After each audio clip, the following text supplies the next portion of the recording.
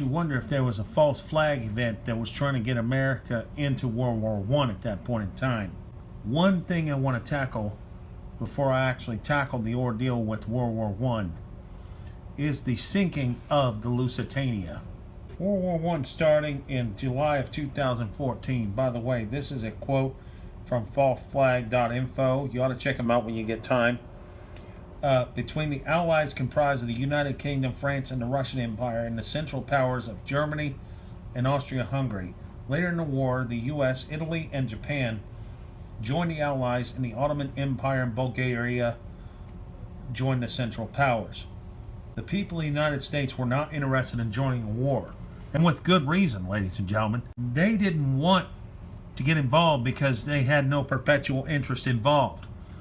But what the American people didn't understand was the fact that in one of my previous videos, I talk about how Roosevelt corollary is the gateway to making the United States a policeman of the world. U.S. bankers and businessmen, however, were up to making a sturdy profit from the war bonding and munition sales.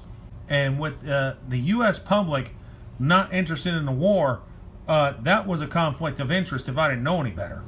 J.P. Morgan, of all people, once again, an incident involving this joker. Eventually I will get to that show where I go into details about J.P. Morgan and break everything down. He was brokering war bonds and making commissions on both purchase and sale them to finance the Allied cause. He had approximately $1.5 billion in loans out to France and England. In other words, England and France owed him. He didn't owe them. They owed him. Morgan was also heavily invested in shipping lanes, including the British White Star Lines that were supplying the Allies with food and ammunition supplies. J.P. Morgan had much to lose if the Allies lost the war and defaulted on their loans, bonds, and shipping contracts. This image you see in here is a German World War I U-boat. They had a fleet of them, and they were sinking the supply ships. Kind of like a kamikaze maneuver, as you would later interpret with World War II and the Japanese airplanes. There was an agreement called the Cruiser Rules, which allowed U-boats to surface, issue a warning, and allow passengers to escape the lifeboats. And then the U-boat would sink the ship. At this point in time, Winston Churchill, who was not so old as he became in World War II and World War I, was the first Lord of Admiralties to issue orders to merchant ships to fire upon or ram U-boats. This forced the U-boats to sink them without warning. It correlates with kind of the rules of battle. Over time, the rules of battle would be rewritten. They were rewritten in the Revolutionary War. They were rewritten in 1812, and every war, even including this one. This was the first time in which passenger ships would play victim into such atrocities. We also have to factor in as well, Churchill was desperate to have U.S. join the Allies in the war. The first counter move made under my responsibility. And by the way, before I go any further, I'm going to put this full link in the description here for the video. That way y'all can read the full extent of what and I'm going to do some other research in other places as well. First counter move made on the responsibility was to deter the Germans from surface attacks. So it begs the question, was Winston Churchill had a hand in getting the United States into the war a lot sooner than it ended up being? Despite the fact that this happened in 1915, it wouldn't be until 1917 that the United States would finally get into the war. This gentleman here, his name's George Creel. This was Wilson's public relations man. For everything to work out, he had to play this carefully, because prior to this, Woodrow Wilson was up for re-election in 1916. And he had to be careful how he was going to play this. He used the ultimate campaign slogan, "He kept us out of the war." Too bad that 3 months after inauguration, we'd end up fighting in World War I. This is a creation by George Creel. If we were going to get into this war, he wanted to make sure that it was for the right reasons. I will give him credit. He did not like propaganda. Take a look at this brochure, and this is what he was putting out. Now, leading up to that year into our occupation in World War I, a Western Union telegram called the Zimmerman Telegram warned of a possible secret negotiation between Germany and Mexico. Their plan was to invade three critical states that laid along the border of Mexico. That would be Texas, New Mexico, and Arizona. According to the Zimmerman telegram, there was a rumor of a possible invasion. It took this telegram for them to figure out it was that possible invasion that was implicated by the German armies. See, at this point, relations between the Mexican president and Woodrow Wilson were at their absolute worst. There were instances where they had disagreements over major issues, bordering across hostilities, which was one critical factor why Mexico almost negotiated a deal with Germany. Had they succeeded, Arizona, Texas, and New Mexico would probably go back to the Mexican territories, although there would have been a war. I'm not going to go into what-if speculations. What I am going to say is that may have been one of the precursors as to why we almost went to war. Folks, as a result, the United States had about 120,000 troops that were killed in World War I. A lot of them contracted an illness. Give me just a second. According to the United States World War I Centennial Commission, there was a rampant spread of diseases in World War I.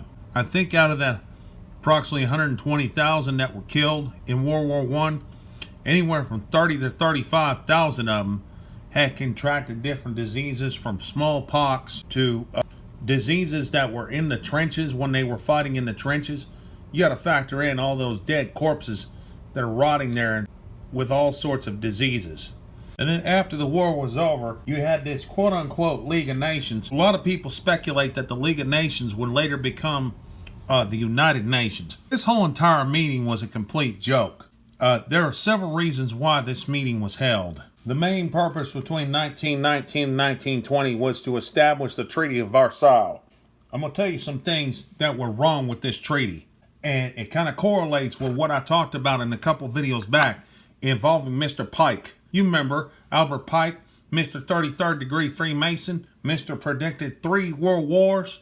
The first one had already come to pass. But give me just a second. I'm going to tell you why the Treaty of Versailles, all that did was set the stage for the Second World War. One of the things that was discussed is who would be ultimately responsible for this war.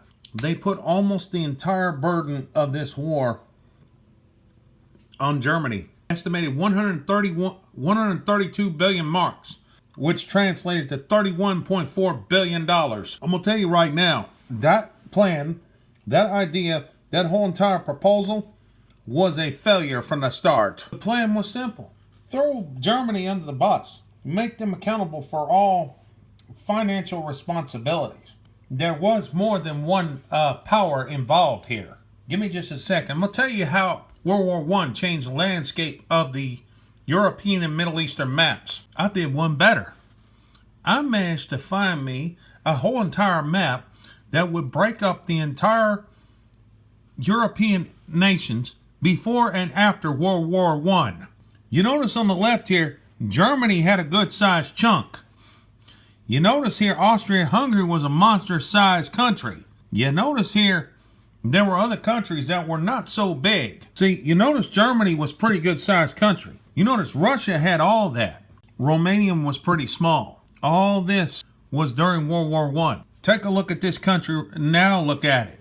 Germany actually got smaller. In its place of Germany was Poland. Austria-Hungary was broken up into several countries. We had Czechoslovakia that was added to it. You had Yugoslavia played a part in this. If anything, Yugoslavia merged together Montenegro and Serbia to make Yugoslavia. Romania actually got bigger because of this. And Russia actually got smaller. Give me just a second. I'm going to show you another map. Okay, this is the best depiction I could find here. I'm going to give you a list of countries that were part of the Ottoman Empire leading up to 1914. Remember, Ottoman Empire had sided with Austria-Hungary and Germany to help in World War I.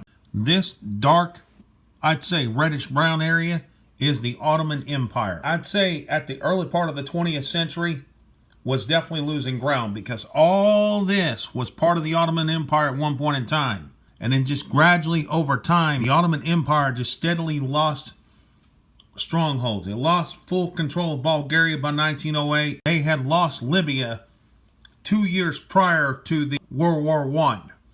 Direct comparison to parts of the Ottoman Empire with now. The western half of Saudi Arabia was currently occupied almost till the 2 years after the end of World War I. Turkey was part of it.